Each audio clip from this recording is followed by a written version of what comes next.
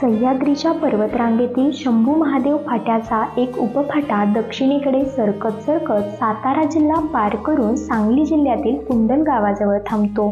या उपफाट्यातच कुंडलच्या अलीकडे 5 किलोमीटर अंतरावर सागरेश्वराचा डोंगर दिसतो।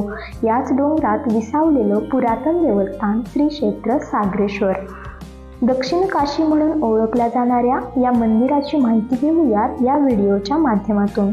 अतिशय प्राचीन देवस्थान आहे। देवस्थान परिसरात एकूण 37 मंदिर आहेत, 108 शिवलिंग आहेत। मुख्य मंदिर बघितलं तर मुख्य मंदिराला 3 गाभारे आहेत। गर्भगृहात शिवलिंग आहे, म्हणजे पिंड आहे महादेवाची। दुसऱ्या गाभाऱ्यात विष्णू आणि लक्ष्मीची मूर्ती आहे आणि मंदिराच्या सभागृहात सागरेश्वरची उत्सव मूर्ती आहे। म्हणजे उत्सव मूर्तीचं कारण की शिवलिंगाच्या दर्शनासाठी ओल्या कपड्यांनी भाविकांना आत जावं लागतं, त्यामुळे पूजा अर्चेसाठी उत्सव मूर्ती पूर्वीपासून आहे। मुख्य पिंडीचं वैशिष्ट्य म्हणजे जर मुख्य पिंडीपासून शिवलिंग बाजूला करता येते, शिवलिंगाखाली पूर्ण पाणी 1 ते 1.5 फूट अंतर, त्यामुळे म्हणजे देवस्थानाला सागरेश्वर देवस्थान असं म्हटलं जातं। तिथे 12 ज्योतिर्लिंगांच्या पिंडी आहेत। उजव्या डाव्या मंदिराच्या गणपतीचं मंदिर आहे, अंबिकेचं मंदिर आहे, कार्तिक स्वामीचं मंदिर आहे। श्रावण महिन्यात इथे मंदिराचा उत्सव असतो, यात्रा असते, महाशिवरात्रीला उत्सव असते, वर्षातून 2 वेळा पालखी असते, दसऱ्याला आणि महाशिवरात्रीला। देवस्थानचा इतिहास बघितला तर सत्येश्वर नावाच्या राजाने या देवस्थानची मंदिराची जर आपण पाहणी केली तर मंदिर संपूर्ण हेमाडपंथी आहे।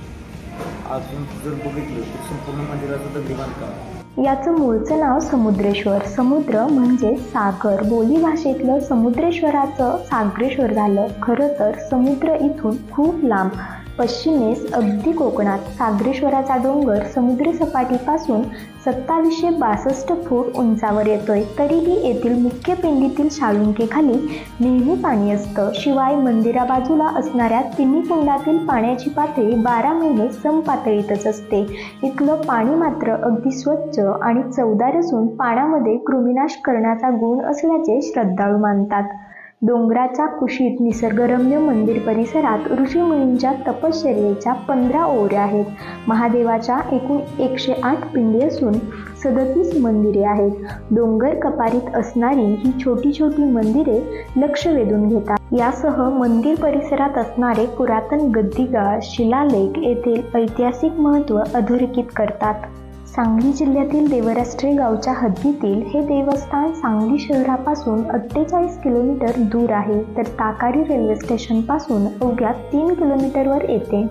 पावसाळ्यात हा परिसर निसर्ग सौंदर्याने बहरतो। श्रावण महिन्यात लाखो भाविक गर्दी करतात, शाळा महाविद्यालयांच्या सहली येतात, तर सागरेश्वर अभयारण्यातील अनेक पर्यटक येथे भेट देतात। श्रावणातील शेवटच्या सोमवारी यात्रा भरते।